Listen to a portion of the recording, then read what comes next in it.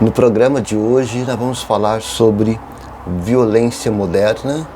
Será que estamos realmente seguros dentro de nossas casas, dentro de nossos muros?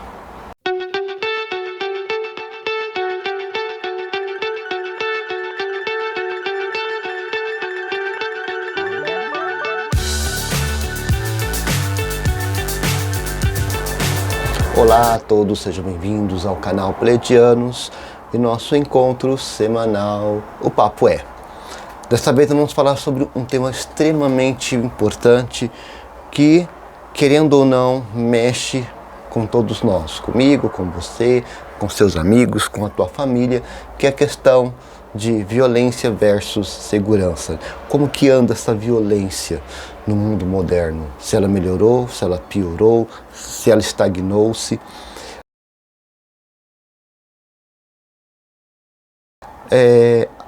Uma das coisas que nós temos que entender que violência está diretamente ligada a necessidades humanas.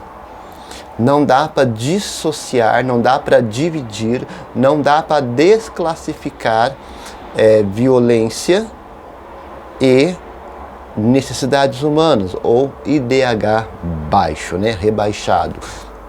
Questão do ganho, né? Das pessoas. Por quê? Porque nós gostamos de entender que por muitas vezes nós ouvimos tanta coisa na internet, na televisão, nós involuntariamente nós colocamos a violência, damos à violência uma conotação de deficiência de caráter, de deficiência ideológica, de falta de, num português bem popular, falta do que fazer na vida, em vez de procurar um trabalho, alguma coisa assim. Entretanto, quando nós falamos de violência, ela é muito mais aprofundada porque ela tem um passado. Assim como nós temos um passado individual, a estruturalização da nossa sociedade, ela também tem um passado. E este passado denuncia a questão da violência no mundo moderno. E essa violência tem gerado pânico, incertezas, perdas financeiras, péssimas qualidades de vida para os cidadãos, da nossa cidade, do nosso estado, do nosso país.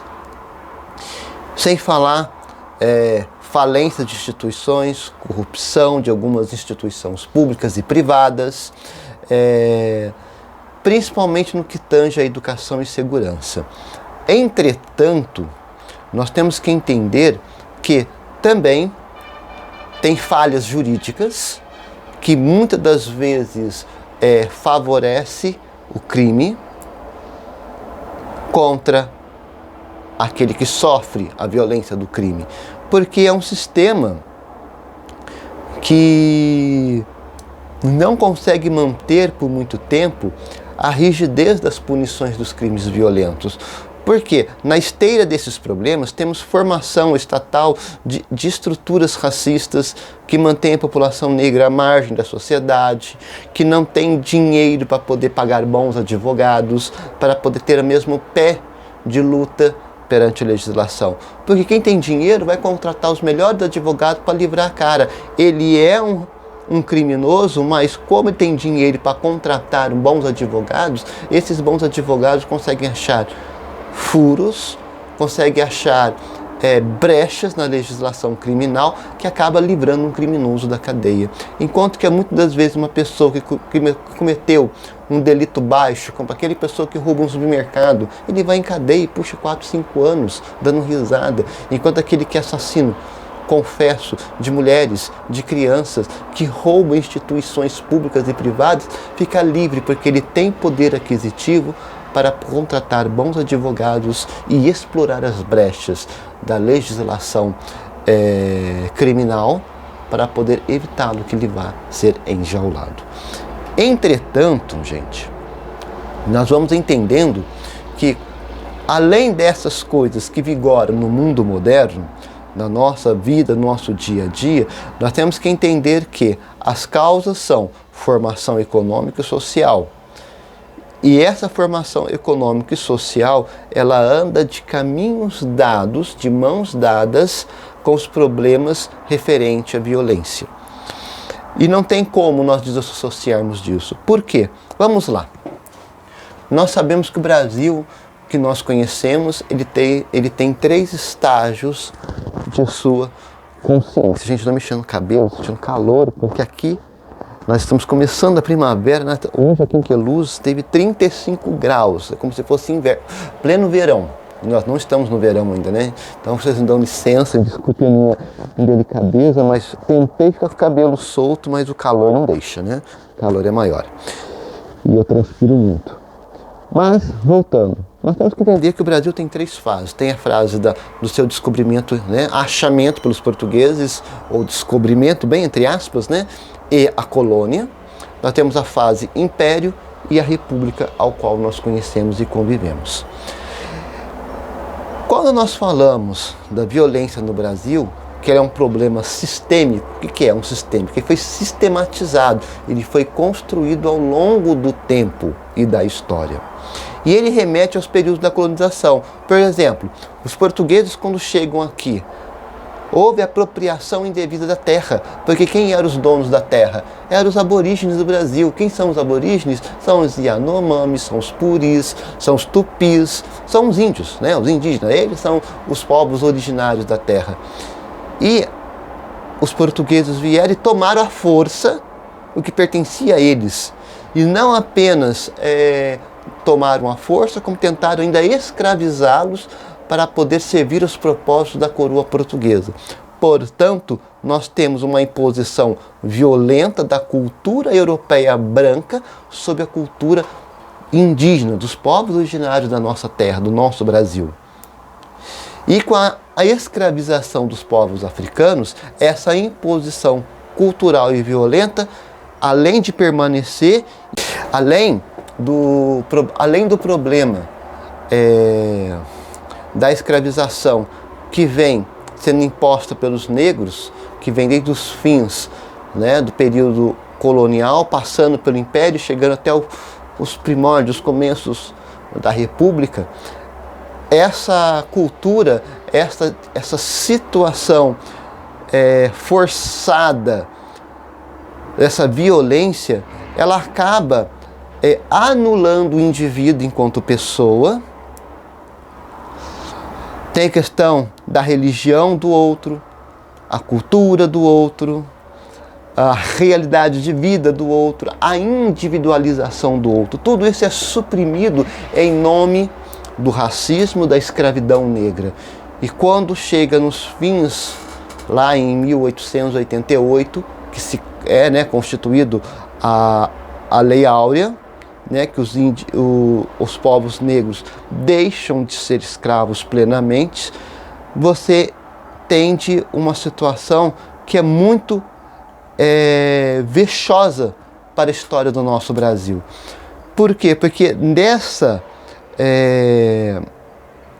abolição da escravatura, em vez de ser os negros, os povos negros, brasileiros negros e seus descendentes serem recompensados pelo tempo que foram explorados até a morte, não, foram dispensados de mãos vazias.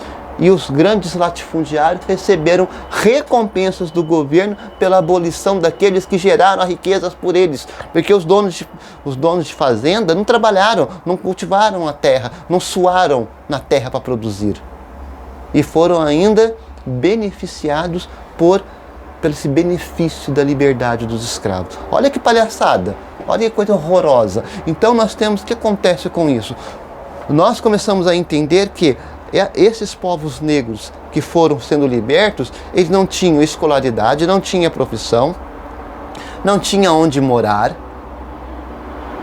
não tinha nada. E tinha que se virar nos 30. E aí começam a gerar favelas, como na cidade do Rio de Janeiro, em vários lugares, mas com destaque no Rio de Janeiro.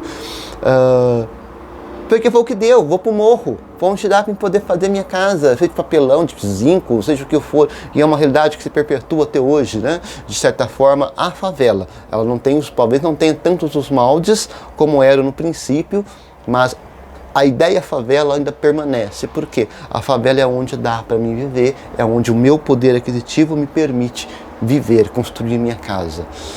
Portanto, nós começamos a observar que essa exclusão social começa a gerar os primórdios do crime.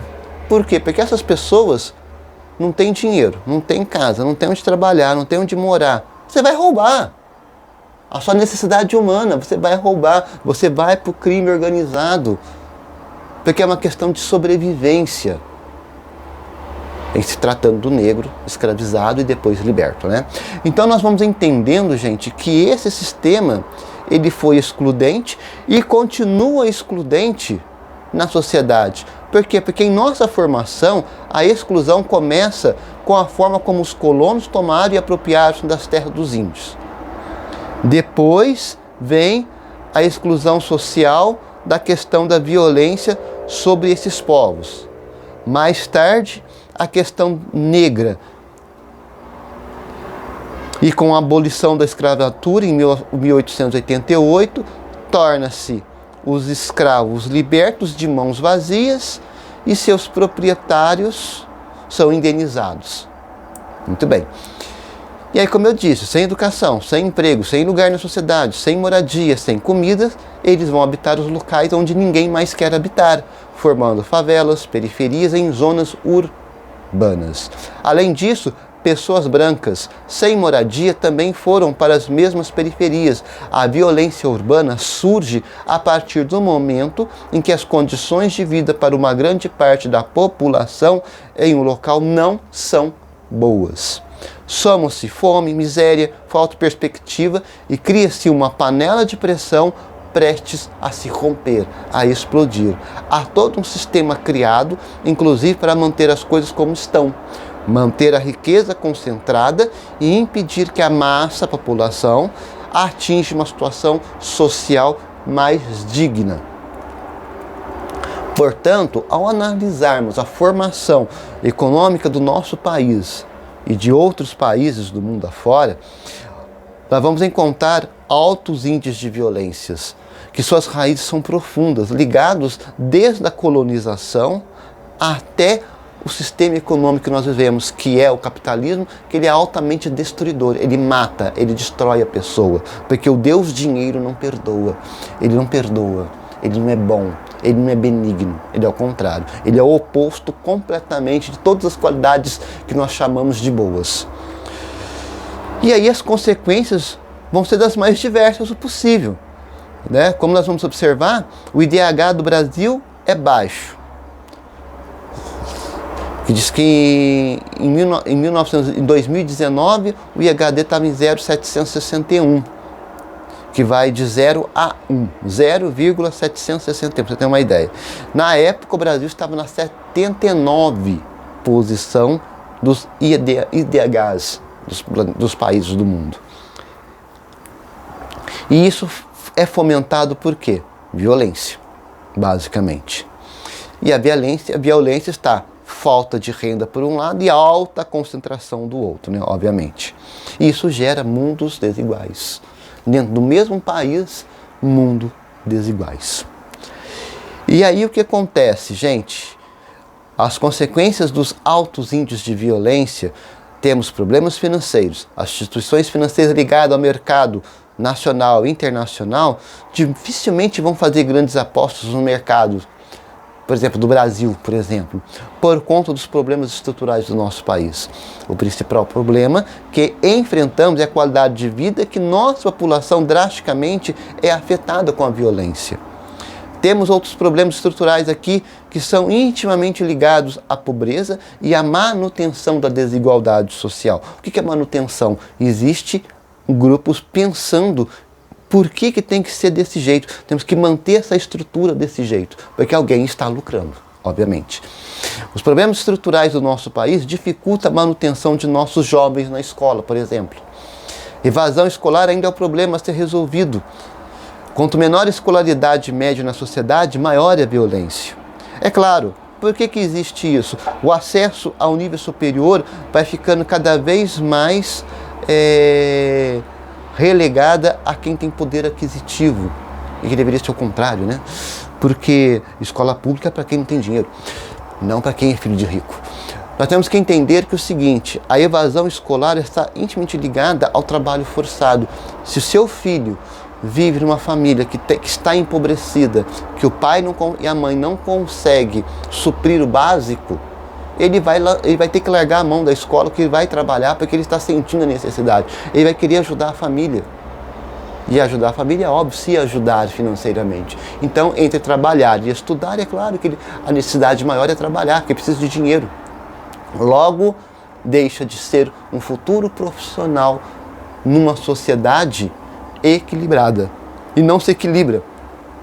Como que se equilibra uma sociedade assim?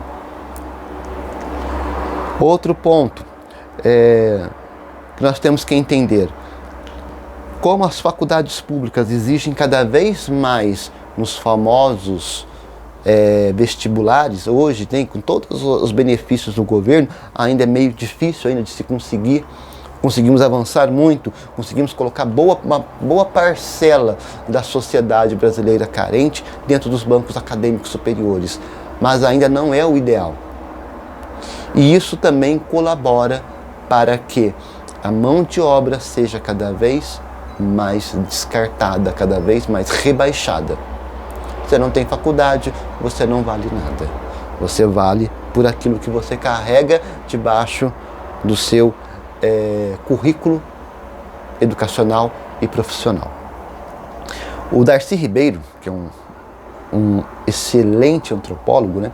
Ele diz que a educação no Brasil não é uma crise, sim um projeto. Esse é um projeto que cria uma escola baseada num sistema educativo emancipador, numa linha de produção industrial. A educação brasileira serve aos interesses de um sistema que precisa da desigualdade social para funcionar. O problema é que a desigualdade social também gera violência. Lembra que eu falei para vocês, não sei se foi no programa Mitologar ou se foi aqui no Papoé, a questão do escolher família, nascimento, constituir família, não constituir família, que esse plano de constituição de família é um plano pensado pelo mercantilismo comercial, é pensado pelo capitalismo, porque você é muito direto, pobre fabricando pobre, gente fabricando pobre, pessoas necessitadas, pessoas em deficiência financeira, produzindo filhos. Esses filhos com certeza não vão ter uma boa educação, não vão conseguir chegar a um banco acadêmico e eles vão ser achatados pela sociedade, pela indústria, pelo comércio. E aí o que acontece? Eu crio uma manada, que essa é a palavra correta, né? Um gado necessitado de trabalho. E aí o que acontece? Quando eu crio a demanda de necessidade de trabalho, eu controlo o salário. Eu passo a pagar o que eu quero, quanto eu quero para aquelas pessoas. E aí eu tenho domínio. Eu pago o que o salário mínimo é 1.400, não, eu pago R$1.000. Quer bem, não quer? Fica aí. Eu não preciso de você, quem precisa de você sou eu. No caso, eu sou empregador, né? Eu sou patrão, dono da empresa, da loja. Você que precisa de mim, não é eu que preciso de você. Então a pessoa acaba se sujeitando a trabalhos indignos, fora da CLT, com salubridade precária, trabalho semi-escravo quase. Por quê? Justamente porque a indústria ela gera a sua mão de obra barata. Só que essa mão de obra barata que não tem dinheiro e precisa sobreviver, ela vai para o crime organizado porque ela precisa sobreviver. E aí o próprio empresário, dono de empresa, ele tem casa, ele mora, ele tem família. E essas pessoas que criam essa demanda vão ser vítimas dessa crueldade. E é claro que todos nós vamos sofrer junto com eles, porque o crime organizado, ele não escolhe pessoas, ele escolhe a sobrevivência. Quando nós falamos sobre essa questão, nós vamos observar que alguns dados, né, que eu vou lançar para vocês, que é muito necessário nós termos entendimento sobre isso. Nós vamos falar que de 2019 até 2022 houve uma baixa na criminalidade por conta do Covid. Né? Todo mundo isolado dentro de casa, então não tem porquê. Mas antes da Covid, por exemplo, a redução de mortes violentas estava em 22%. Em 2018 foram registrados 39.527 homicídios de janeiro a setembro. Enquanto que em 2019, durante os mesmos meses, foi de 30.864. Então você vai observando que há pouca variação por conta de situações que fogem à natureza humana, como, né, como esse é o Covid, mas o crime está ali. A vergonha continua, a falência do Estado, na pessoa da federação, dos estados e dos municípios, estão falhando na geração de emprego e renda. E aí nós vamos entendendo que as coisas vão tendo uma ação escalonada, né? Que pessoas que são vítimas da violência entre os 15 e 24 anos, que isso teve uma subida de 55% quase desses homicídios, estavam essas pessoas. Por quê? Porque é justamente o jovem que está, como eu falei, está naquela situação que ele olha a crise financeira da tua família. Ele não pode estudar porque ele tem que trabalhar. O trabalho não dá para ele. As empresas não dão chance para ele trabalhar, por N motivos. O crime organizado está sempre de portas abertas. O narcotráfico está sempre de portas abertas. Só que o preço das portas abertas é a morte. É a morte, quase sempre. Portanto, nós temos que compreender, meus queridos e minhas queridas, que nós vamos observando que essa estrutura do crime organizado, da violência, do jeito que ela vem se estruturando na nossa sociedade, ela é uma resposta às falências das nossas instituições públicas e privadas. Por que é falência? O Estado, na pessoa do governo federal, dos estados, dos municípios, não fazem o seu papel de produzir estruturas de educação de qualidade, desde o ensino básico até o ensino superior. Não gera condições de desenvolvimento pleno de emprego e permanência das pessoas no emprego, valorização do salário mínimo, alicerçar, fortalecer a CLT, distribuição de renda dos extremamente ricos, para poder equilibrar essa balança da desigualdade. Porque as pessoas, uma das coisas que ficou muito clara para nós, para mim, para vocês, na nossa sociedade, daqueles que são extremamente ricos, eles são ricos porque eles ficaram ricos através do nosso sangue, através das nossas desgraças, através dos nossos sofrimentos. Então, não existe nenhuma prerrogativa, como dizem aí as pessoas, né, de meritocracia. Não, eles se aproveitaram da situação para se enriquecer. Então, nada mais justo que essas pessoas comecem a responder pelos seus atos criminosos, porque isso também é um ato criminoso.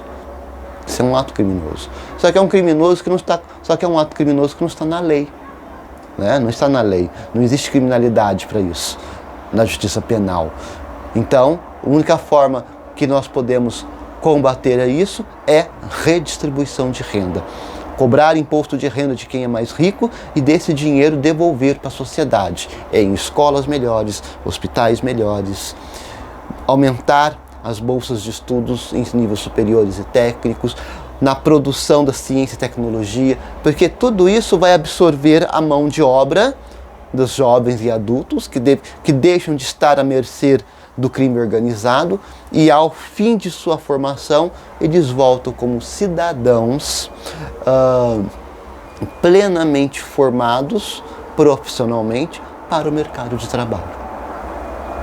E aí, sim, podemos dizer, eu estou na minha casa, eu estou em segurança. Se vocês observaram, eu cresci numa fazenda, uma chácara, na verdade. Todos os moradores da chácara meio que eram parentes. A gente saía, eles iam para a rua, voltava, a casa ficava aberta, as janelas ficavam abertas, as portas não ficavam trancadas, não existia um grade de segurança, os muros eram baixinhos, na altura da cintura, que era só para animais não entrarem dentro de casa. presente de animais peçonhentos, porque tem que ter cuidado na limpeza, observar o quintal, observar a parte concretada. Hoje, a mesma chácara, no mesmo sítio que eu cresci, os muros aumentaram 3, 4 vezes do tamanho original. As casas estão com grades de proteção, grades nas portas, grades nas janelas, câmera de segurança, alarme. Nós nos tornamos prisioneiros dentro de nossa própria casa. Nós estamos enjaulados dentro da nossa própria casa.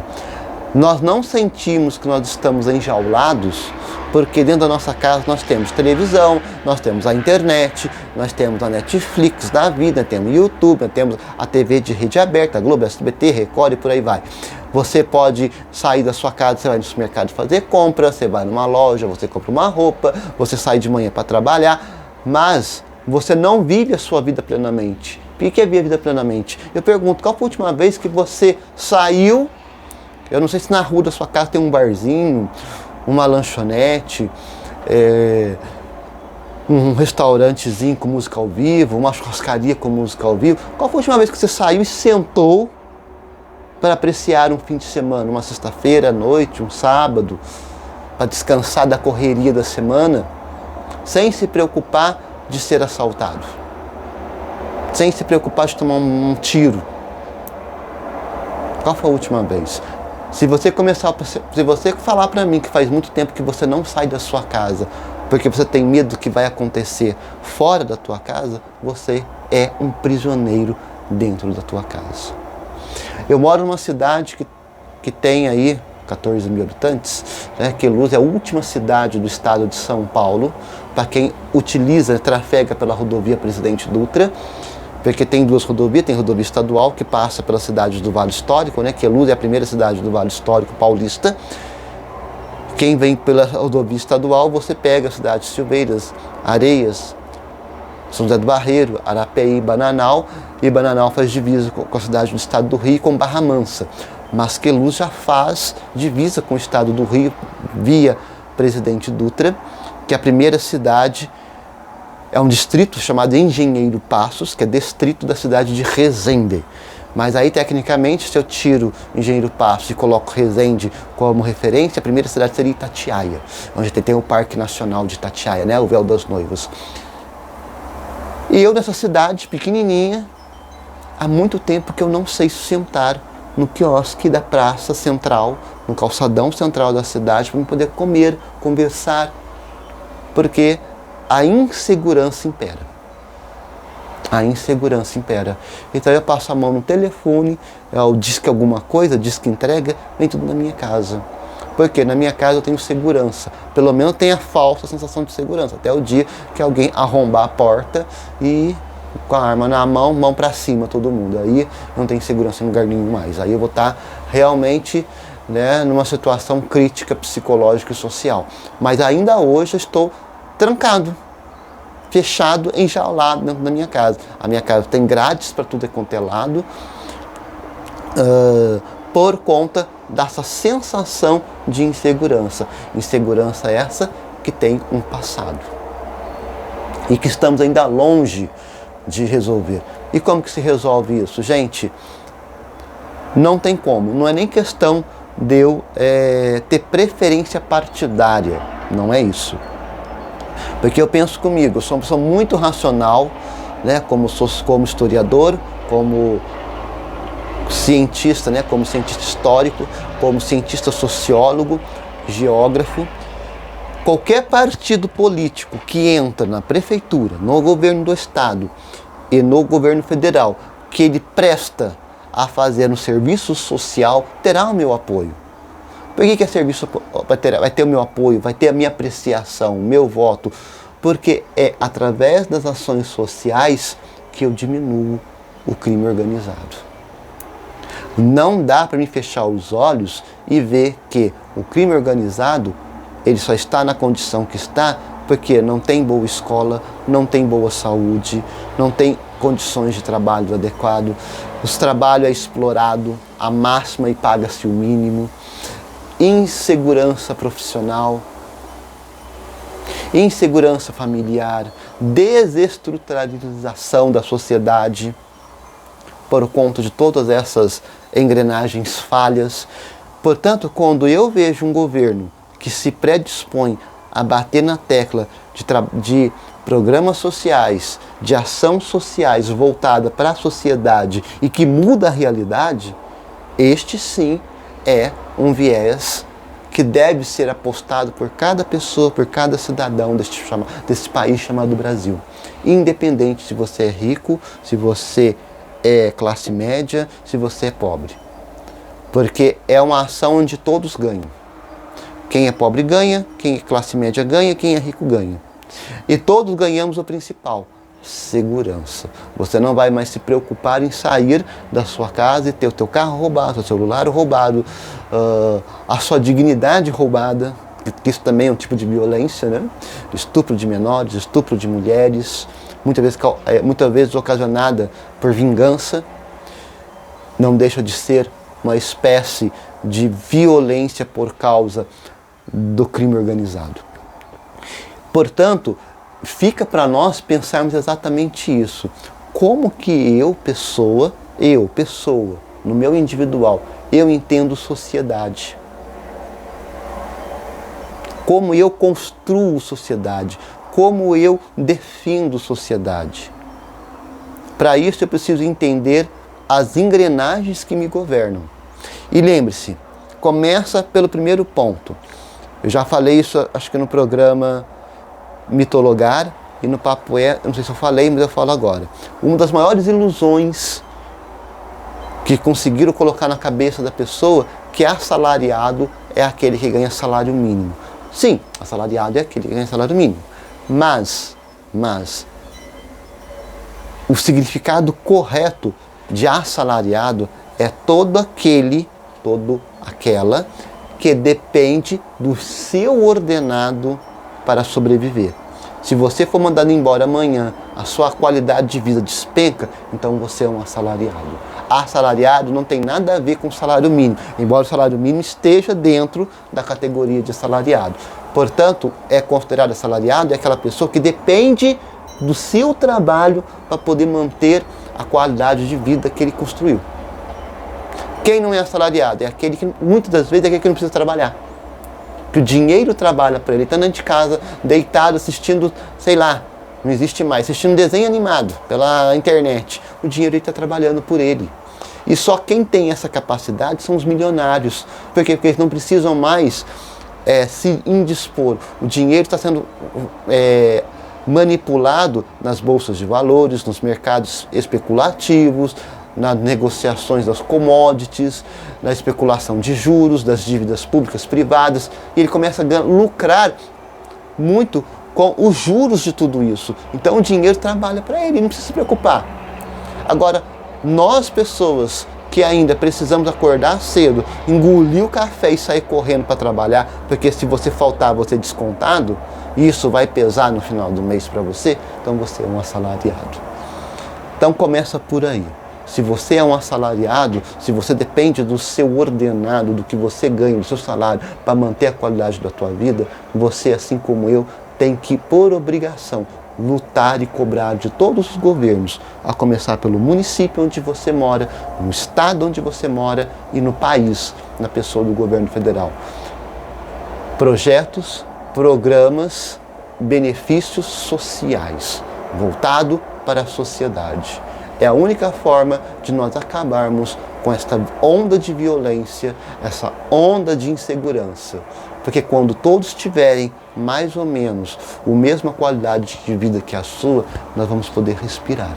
Onde todo mundo tem a sua casa bonitinha, possa comer bonitinho, ter o seu carrinho, poder passear no final de semana, poder sentar numa churrascaria, num bar, num restaurante, comer, beber, sem se preocupar que vai ser assaltado, aí sim a nossa sociedade vai estar caminhando. E aí nós podemos pensar em afastar esse enorme fantasma chamado violência da nossa vida. O crime organizado vai continuar existindo? Vai, mas ele vai perder força, ou ele vai para outra esfera, ele vai para outro foco. E indo para outro foco, nós novamente, como sociedade, vamos nos organizar e cobrar das instituições que gerem o país chamado Brasil para combater esse crime organizado que vai se perfilar em outra esfera, em outras dimensões que não são as que estão agindo hoje. Porque o crime organizado ele está em todas as esferas. Ele lucra em todas as esferas. Ele só migra. Quando uma esfera não dá mais jeito, porque não tem como explorar mais aquilo, ele muda de foco. Mas só muda de foco quando pessoas como você e eu começarmos a cobrar do prefeito da sua cidade, dos vereadores da sua cidade, dos deputados estaduais, do seu governador, dos deputados federais, dos senadores e, na pessoa do presidente, obviamente, programas sociais voltados para a sociedade, para garantir que todos tenham uma vida com dignidade. Dignidade. Dignidade não é uma opção. Dignidade não é um privilégio. Dignidade é uma ordem para toda e qualquer pessoa nascido sobre esta bandeira chamada Brasil. E temos que lutar por isso. O Brasil vai... Eu vou morrer amanhã, depois, um dia eu vou morrer. Mas o Brasil vai continuar. E se o Brasil vai continuar, eu tenho que pensar nas pessoas que dependem das minhas ações hoje para que esse Brasil não seja ainda o Brasil do crime organizado. Da pessoa, seja dos meus filhos, dos meus sobrinhos, dos meus primos, dos meus amigos. Que o Brasil no futuro, que eu não estarei mais presente, seja um Brasil melhor, porque eu, enquanto eu estive aqui, no meu tempo que eu estive aqui, eu lutei, eu exigi, eu briguei por políticas públicas sociais para mim e para você que está me vendo e me ouvindo.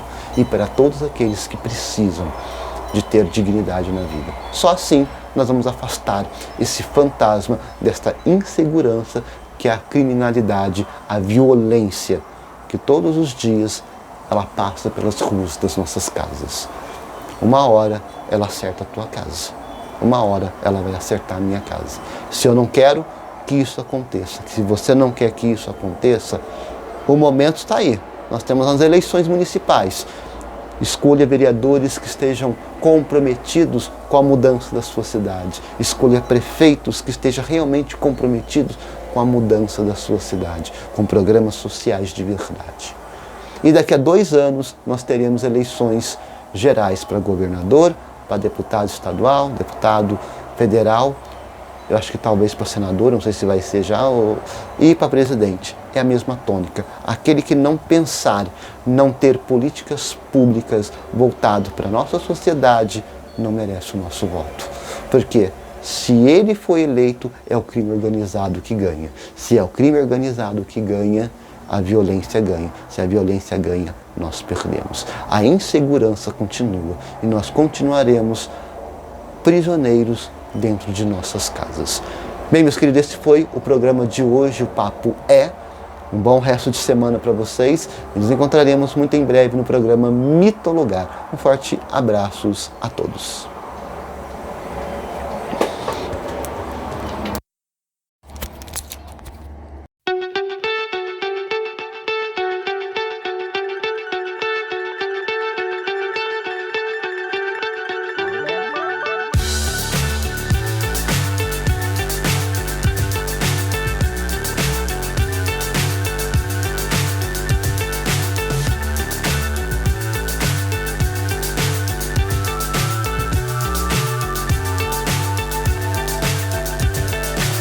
So high I'm hypnotized.